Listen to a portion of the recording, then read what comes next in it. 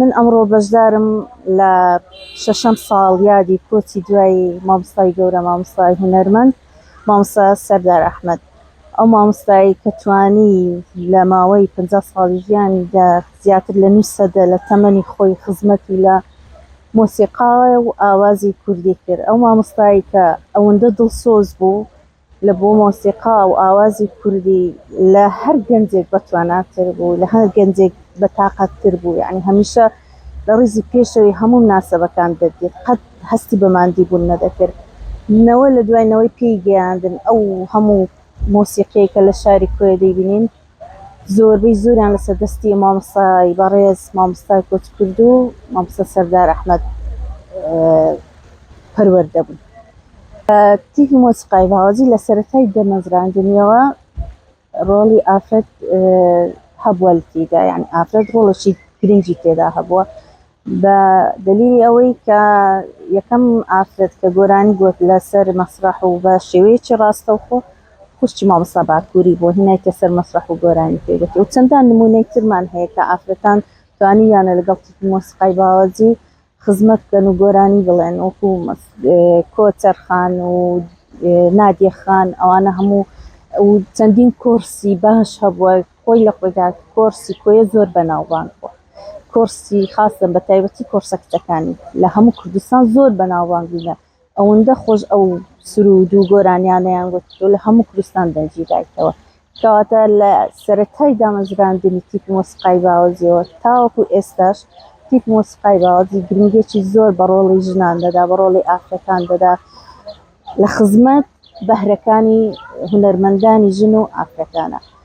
من خۆم یەکێک بووم لەوانەی کە لەگەڵ تیپی مۆسیقای باوەزی خزمەتی کردە لە ساڵی 93ەوە تاوەکو 2000 ئەمن لەگەڵیان لە زۆربەی زۆری ئاهەنگەکان و فیستیڤاڵەکان بەشدار بووم و چەندین هونەرمەندی دیکەشی پێگەیاندیە هەر لە ئافرەتان.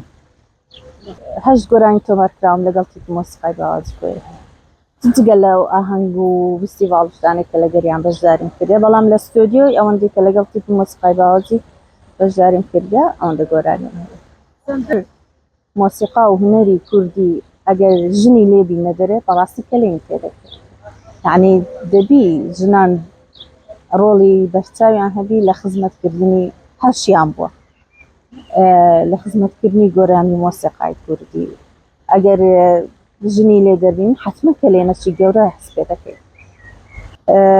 کاریگەری هونەر بەعام لەسەر هەستی نەتەوایەتی و تایبەتیش مۆسیقا کاریگەریی ڕاستەوخۆی هەیە لەسەر هەستی نەتەوایەتی. بڵێنەوەڵێن ئەو سرودانەی کە لە کاتی خۆی دەگوتران چەندین گەنجی هاندەدا لە ئەوەی کە هەستن، ئەوانیش ڕاپەڕن، ئەوانیش بەشداری بکەن لە خەبات، ئەوانیش هەستی نەتەوایەتیان دەجوڵە.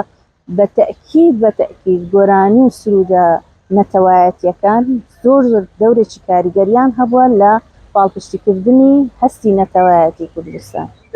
دنیاییەوە شۆڕشەکە، یعنی ئەتوو ئەو زەمانی کە ئەمە ژێردەستە بووین بە تایبەتی لە کاتی حکومەتی بەعس کە گوێمان لەو گۆرانیانە دەبوو زیاتر هەڵدەچووین، زیاتر هەستی نیشتیمان پەروەریمان زیاد دەبوو، حەزمان دەکرد ببینە پێشمەرگە. یعنی زۆربەی گەنجەکان زۆر گۆرانی هەبووە، زۆر سرود هەبووە، گەنجی هاندایە کە ببتە پێشمەرگە کە وای لێکرێکە زیاتر خۆشەویستی نیشتیمانی لەلا زیاد بیتن، هەستی نیشتیمان پەروەری لە زیاد بیتن. لێە دەرێم کە گۆرانی مۆسیقا بەشێکی هەر گرنگی ئەوەیە کە پاڵنەرێک بی لە بۆ دروستبوونی هەستی نەتەوایەتی.